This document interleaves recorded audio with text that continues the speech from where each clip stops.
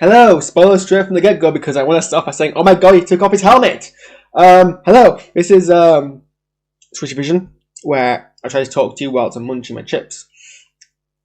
No, this is my immediate live reaction to Chapter 15, The Believer of Mandalorian. This is my immediate thoughts, having just watched the episode, so don't expect me to have turned off my phone before doing the stream. Don't expect me to have any kind of planned notes and detailed analysis and critical thought on the episode, which is literally going to be a stream of conscious opinions. But yeah, I wasn't expecting that because like there was no build towards it. It was yeah, like okay, obviously you've hopefully seen it. Otherwise, don't watch this because it's being spoiled for you unless you don't care. In which case, I mean, watch this, sure. Give me the views, but it seems like an odd choice to me. It's a really good step as well. So obviously, like, so far things are going wellish. Yes, there's been a slight pickle with the pirates trying to get and blow them up. That's fine. I think maybe a bit of a wasted action piece. I'd rather have more drama and plot than an action piece that's there for drama. Like, it wasn't as if any real consequences apart. Well, nothing that couldn't be justified in a more efficient way. Like it was, and if there wasn't even that much of an interesting action scene either. It was just the Mandalorian being people up on top of a moving surface. Like that's fine. It just seems like, I don't know. Like compared to the action sequences of last week and the action sequences we've got in earlier bits of this season and last season, that just seemed a bit, fillerish, is what I want to say. I think it was pretty much filler. But one negative thing. Moving on from that. So yeah, they can see the terminal. It's in the officer's mess. Mayfield thinks that if he goes in, he'll be recognised, and he thinks that's too much of a risk for him to go in, so he won't, because it'll blow their cover and they will get arrested and whatnot. So the Mandalorian, commits to him going in, even though to access a terminal you have to have your helmet off. Which, you think about it, clone troopers and like stormtroopers never really take off their helmets either. I don't know if it was established in the original trilogy in the same way, but in the sequel trilogy, it's considered to be an offense to take off your helmet. Like, when Finn took off his helmet when we first see him in The Force Awakens, he gets immediately rebuked by Captain Phasma. Because it's some kind of, you need to keep your helmet at all times. And, that's never established as being a coda in the original trilogy, but we don't. I mean, it's because they're all extras, obviously, and they're not made up for screen. That's the dualistic reason for why we don't see the normal background characters taking off their helmets. But from a Watsonian point of view, we never actually see any of them take off their helmets. Even when you think it'd be kind of useful to do so. So seems odd that the terminal would insist that you do that, and yet we've never seen anything like this in Star Wars before. You could argue it's because it's mentioned for officer class, and the officer class don't tend to cover their faces, but it doesn't seem to be the case here because no one questioned Jaren. I haven't changed my background again. No one reminded me. We're all naughty people for not telling me I didn't change my background to an episode relevant one. Okay, that's good. I've knocked over my brown sauce. Anyway, what was I? So that can't be the reason either. It seems odd to me. I don't think it's not really a plot hole. It just seems odd that that'd be the case. But it is needed for its conflict. So Mayfield doesn't want to go in. So Darren goes in. He tries accessing his helmet off. It objects, and it's going to threaten to lock him out or ring an alarm if he doesn't show his face. And he takes off his mask, his helmet, and it's like, yeah, it has the impact it needs, and it's amazing that something so simple and so kind of relatively.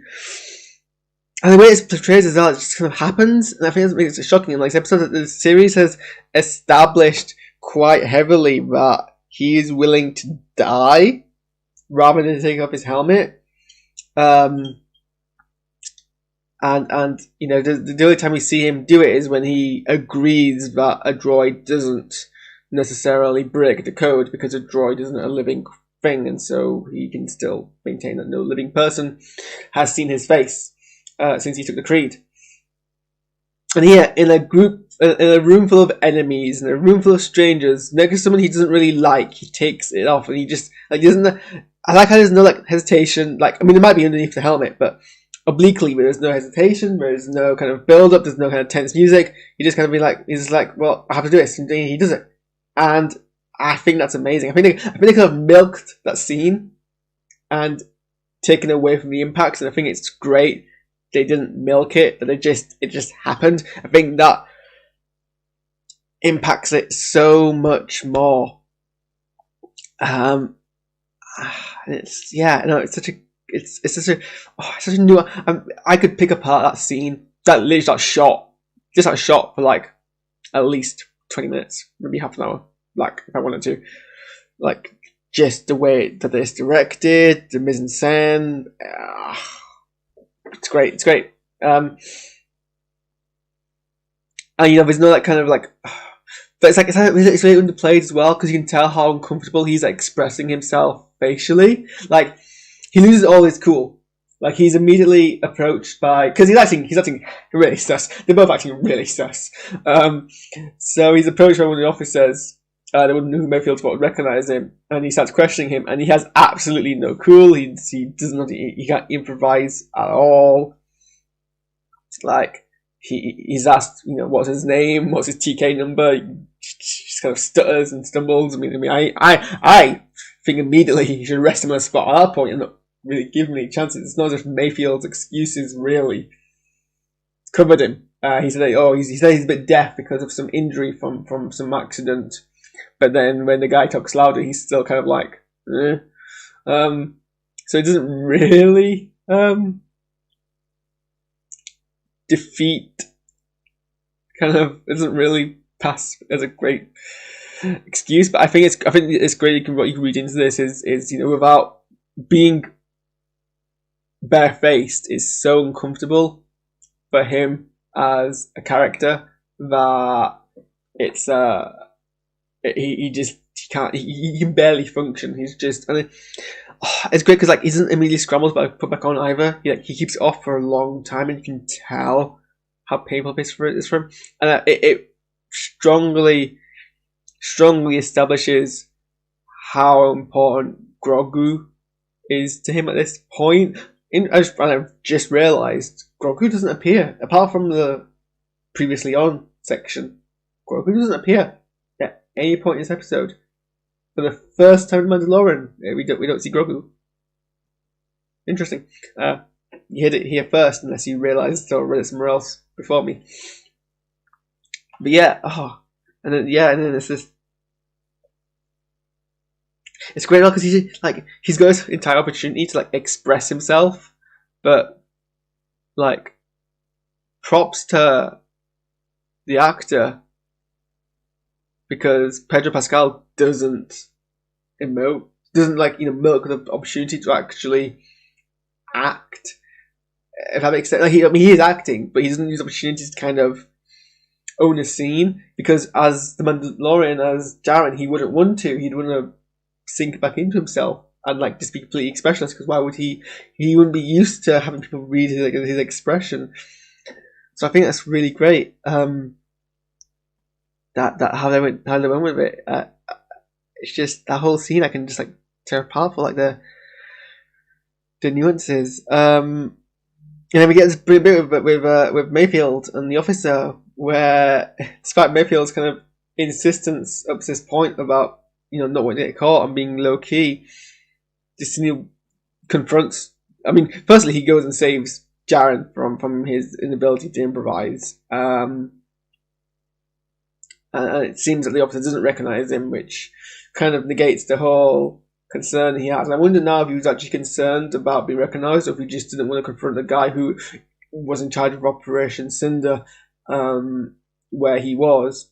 It could be really either or, couldn't it? I guess it adds a bit extra nuance and maybe kind of guilt on his part if it wasn't the case that he had to really.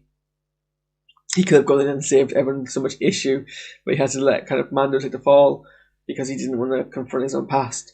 But yeah, and then that kind of scene between the two of them where you can, it's good acting from Ben Burr. He just doesn't. He's like just got, gives you the pain in his face, like he's acting for both of them in that scene. It's kind of the pain and then like the grief in his face, and then he kind of just like shoots the guy, and it's just this amazing moment when everyone's like, oh, we just shot an officer riding off the mess, and everyone in front of all witnesses who like just don't know how to act in that moment because it's not expected. Oh, it's a great scene, but I have to wonder if it's that part where they've underplayed it so much that I'm like, is this a fantastic execution, or is this something really that they should and could build on it from that they didn't do? Like, because we're the only surviving person who's seen space is Mayfield, who doesn't promises that he's not going to tell people that he's going to act as if he doesn't see his face. So it's like, ooh, where do we go from there? And like his book is his defining character. That's how you do a character arc. That is how you do a character arc. That's a fantastic character arc. So good. Yeah, I liked it. Boba Fett's done a paint job on his armor, and it looks. I think I've tried to do 3 different hand gestures in one go. It looks good. It looks. What I'm doing now. Yeah, he's painted, so he's got rid of all the rust, and it looks more matte and freshly painted, which looks more in line with how it used to look like in the original trilogy, but still a bit different because he's not got all these armor pieces. So I did like that. Mando apparently did pick up his jetpack because it reappears, so it's good to know. I mean, it's a bit late. He didn't even use it in this episode, but you know, he did it. So yeah, that happens. I'm tired.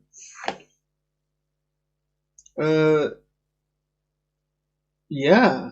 Oh, we got to see the seismic charge of the famous one from Attack of the Clones, which kind of blows up. Although I did think it was an overkill. Like, it's 2 TIE fighters. Was that really? I mean, this is a massively devastating weapon. Did you really need to use it against 2 TIE fighters? Could you not just shot them? I mean, I don't know how much of how easy they are to get hold of. I mean, if they're, I guess if they're not that hard, yeah, you can use them to your heart's content. It was great to see, though. Yeah, there's things you love to see that. But I love Mando's taunt against Goth Midian at the end of the episode. Like, just saying his words back to him. I think that's great. I was expecting them to get for their confrontation to happen much earlier than it did. Much earlier, and it hasn't happened yet. So next week's final episode, where they're gonna storm the castle, as it were. Yeah, it was a simple episode. So I don't have much more to say. Other than you can tell, I'm really loving that scene, and the more I think about it, the more I think it's brilliant. Just wondering where we're going to go forward with that. But yeah, I'm going to end it nice and short and sweet because I'm aware in the previous weeks my thoughts have often run longer than the actual, well, almost as long as the actual episode. So I think halfway through is a pretty decent amount. I'm going to watch Discovery now and blog about it. So you can see my blog on SquishiVision.blogspot.com. I think I'm still working the custom URL. And yeah, I'll see you next week for this, but I'm going to do at some point, probably tomorrow, because I think I'm pretty tired now. A couple of live watches of all the trailers that dropped yesterday as part of the Disney Investment Day.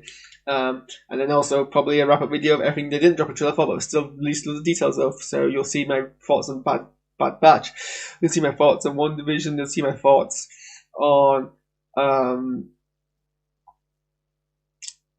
other trailers that they dropped, and I can't remember off the top of my head. And then things like, the Obi-Wan Kenobi series, all the Star Wars things have dropped, all the Pixar things have dropped, all of the Marvel things have dropped. Oh yeah, another trailer. Finally, a trailer on the Falcon and the Winter Soldier. So yeah, stick around. Well, no, you're free to go, and then just make sure you turn up tomorrow. And you don't have to be. I mean, this will be here. You can watch the same. It's a free country. Thank you, and goodbye. If I could my outro.